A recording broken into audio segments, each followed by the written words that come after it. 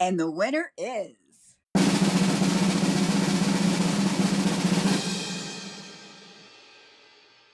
You're listening to the Caramel Apples podcast, the apple snack that brings you a retro vibe of crunchy and sweet, with your host Kennedy Rizzo and Cooper Lee.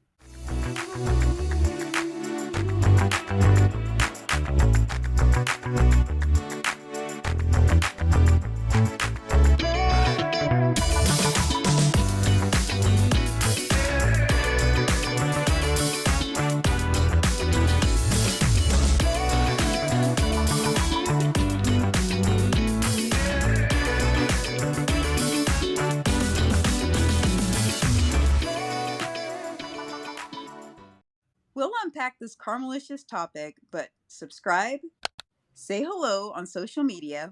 We love to talk with you. That's right. And by the way, this coffee is exactly what we needed. You are a lifesaver. Want to provide our next caffeine boost? Visit buymeacoffee.com/RetroTrekwithTheCaramelApples for the deets. Thanks a latte. So this is, of course, the beginning of summer, best favorite time of year. It is. Yes. And we all have our nostalgic throwback memories of a word, summer.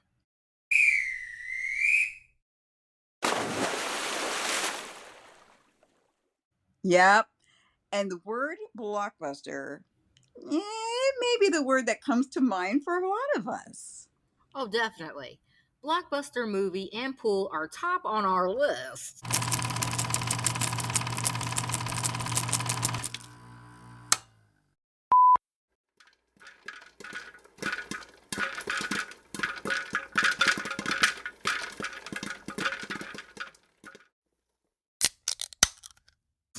Yeah. And some memories just come flooding back, whether it was in the theater or at the drive-in or even maybe a video store. 100%. All the nostalgia feel-goods come flooding back in a hurry. It does. And I mean, we are so rabid about nostalgia. We love talking about this all the time because it reminds us of a calmer, more refreshing time in our lives. Truly, yes. Back on the Blockbuster, to be considered a blockbuster film or movie, it typically has a large budget, attracts a wide audience, and achieves significant box office success. Yes, it can't skimp on the storyline at all. No, which we seriously lack nowadays. Right. We always complain about that, don't we? It's too bad, so sad, but yes. and it needs to have, high quality special effects and a recognizable cast, creating a cinematic experience that resonates with viewers.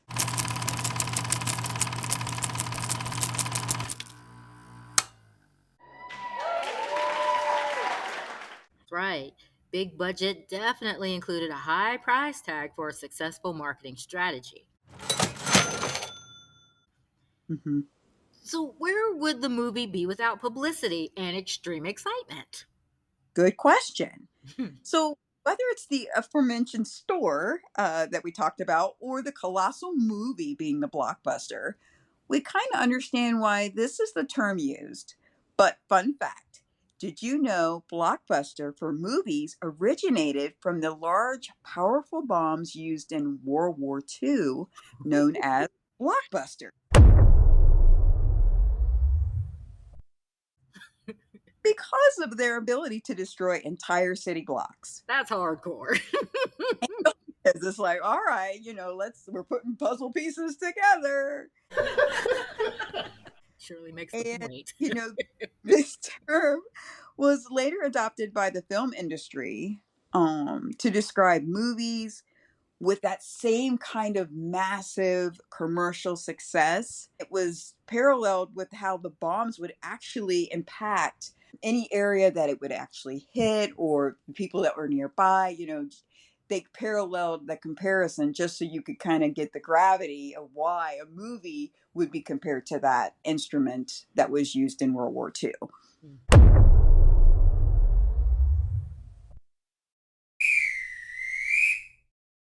Oh, okay. So that is hardcore right there. I can't, like talk about visual. Thank you for that. Sure. I know, some people like that. Okay. Yeah, but some bombs could demolish entire city blocks, as you said, Coop, reflecting their very destructive power. Yeah. So Hollywood repurposed the term in the late 40s and 50s, which to me seems like that goes back quite a long way, because we haven't been on the planet that long. But as long as we can remember movies resonating with us, we're talking like in the 80s, we can remember that term kind of around. Right. So to date back that far, it's like, okay, that probably meant a lot to people because that was closer to when those bombs had been dropped.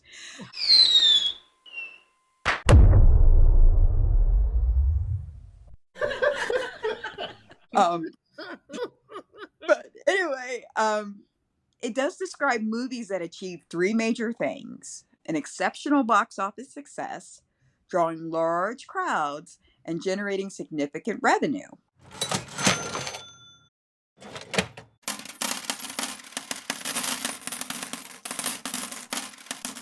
hmm Comparing movies and bombs, we can see the effects were felt by many and the repercussions were noteworthy.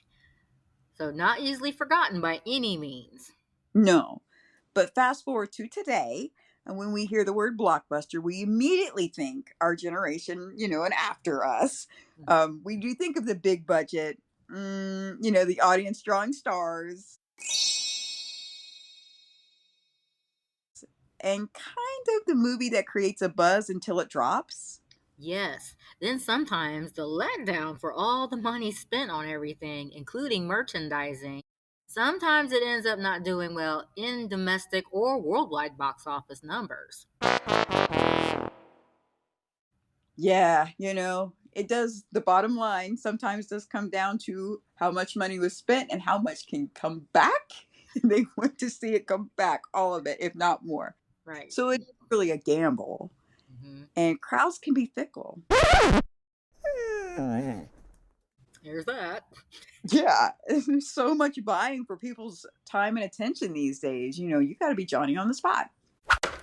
That's true. And I mean, there was much more of an art back then for this or a feel for this. I mean, I don't know what's happened nowadays. Current times, Yeah. I mean, they still gamble, but I hate to say it, but it's like garbage. But anyway. A lot of the rehashing of the things that did work before. A lot of the rehashing. Yeah. We're in a flood of that. Yes. As we stated, the ingredients for a blockbuster must have substantial investments in production, including special effects, cast, locations, and marketing. Yeah. Must be able to attract audience of all sorts. Worldwide appeal, we're talking about like Marvel, right? You Yes, think about yes, that kind of, with the comic books and everything, that's seen worldwide. That's a universal thing. yeah. People, that is a huge blockbuster wielding movie franchise. It must have, a little bit of comedy, a tiny bit of a storyline, tons of action, and a common issue to overcome by most who are in the movie. Every movie needs these things, but we're talking, upping the ante for what we know as blockbusters. Oh, 100%. Not to be overlooked, but the cash register must show not only the payback of production costs, but truly there should be a significant increase in what was spent for the box office totals. Yeah. In the words of Maximus, are you not entertained?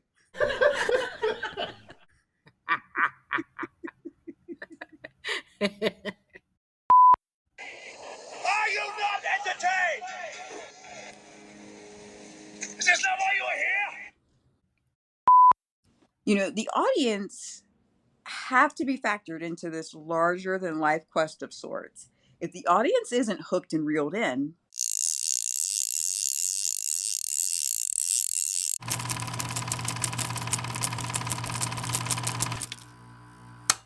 we know what that means. That's right. So, besides massive battles and action sequences, the star power must be on point. Yeah. We can't stress that enough. Now, with names we know well, and that's also a hallmark of blockbusters from back when we were coming up. Yes.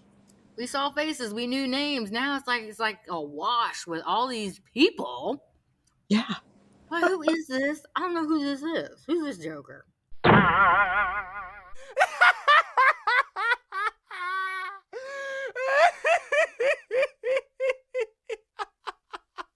Very good question. And yet they are demanding your attention for probably close to 2 hours. Yeah, not happening. Right. So again, yeah, with names we know and faces we know and love well, who we trust to deliver the goods, like films like Jaws. How can we not talk about Jaws? I know. Yeah, directed by Mr. Steven Spielberg. Yes.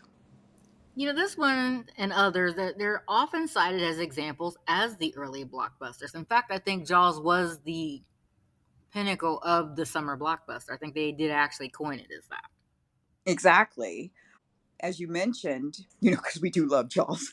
That was 75. We can quote Um, it in our sleep. and we also love Spielberg's work as well. So, as Kenneth mentioned, this was considered by the Guinness Book World of Records and others to be the first modern summer blockbuster movie. And nice plug, because July 20th starts Shark Week. So this being mentioned is twofold for us. 100%. Hashtag facts. That is awesome.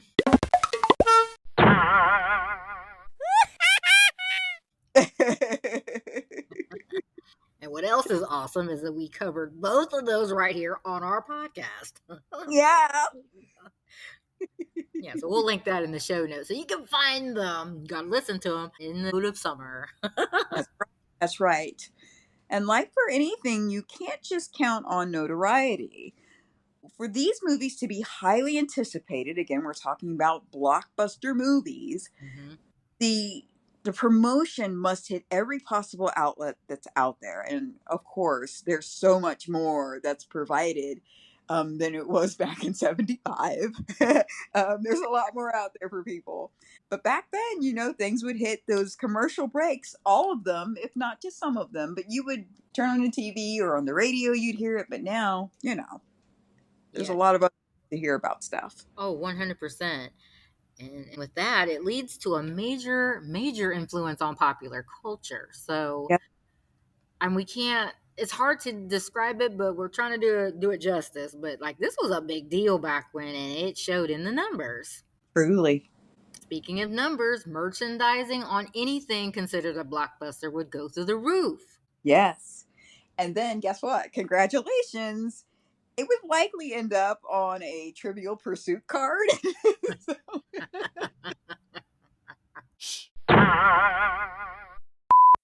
which Jaws did, by the way. So. That's right.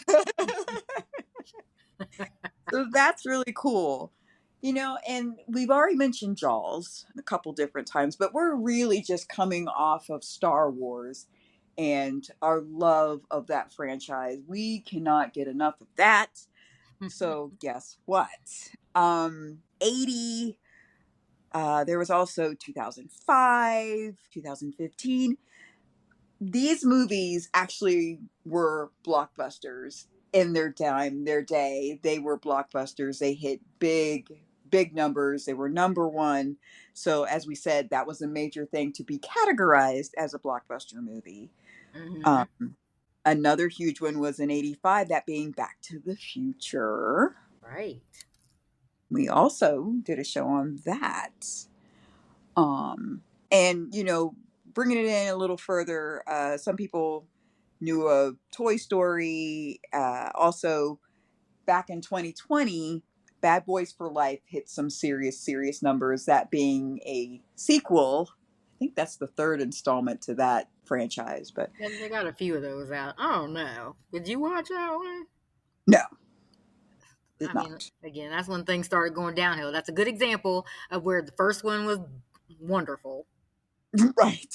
Then they're like, oh, we got a good idea here. And they'll just beat a dead horse. I don't even know.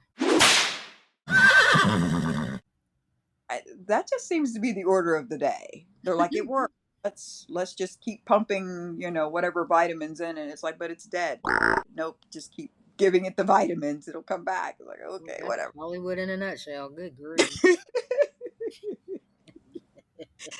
I think sometimes they forget that there was an era going on when that worked as well. People were at different spots in their life. Right. It's like people grow up and they have children and they have things that happen, different experiences throughout life, and things you can't even necessarily count on that same fan base to be there for the sequel, right? Yes. Right, People right. happen. So just try to be ingenious and come up with something new. I take the gamble.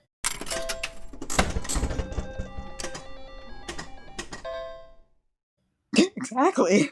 I don't know what they're so afraid of. It's like there's some good ideas out there. You just have to dig. Exactly. Okay, so now that we've got that all out of the way, who will it be in 2025? Would it be Jurassic World Rebirth?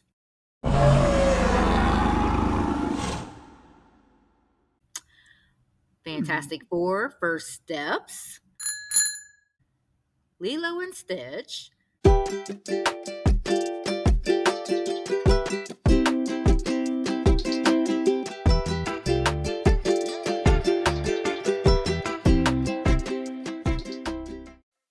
How to Train Your Dragon?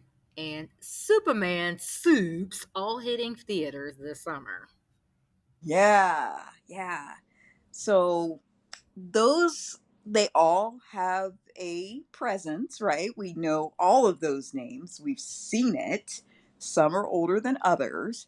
But yeah, that's a good question. What is going to reign supreme in 2025? We already had some heavier hitters that came out earlier this year, but I guess we won't know the totals until the end of 2025. But speaking of the end, Mission Impossible and Avatar will be coming out a little later this year. Who will the winner be? That's interesting. I didn't even know anything other than what you and I have talked about recently. I know none of this. No, I think the only one I knew about, because Lilo and Stitch came out already. I think that's already been out. Okay. And Soups, Superman comes out every week or two. So we'll be covering Soups here in the Retro Orchard. So, and not new Soups, retro Soups. That's right. Yeah, not the retro. Are we doing the retro? Yeah, the Hey, best one. The best one. I'm bored. That's right. So yeah, who will the winner be? What we know, the Caramel Apples, is that you orchard archivers, you hold the powers in your hands. Unlimited cosmic power. Who says that? I think it was Jafar. Yeah. Jafar. Your wish is my command.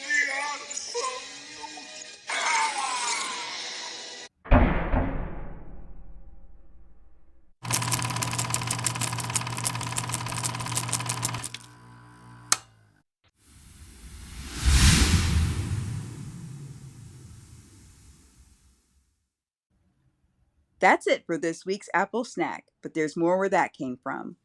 Visit the Retro Orchard Weekly for a sweeter nostalgic experience.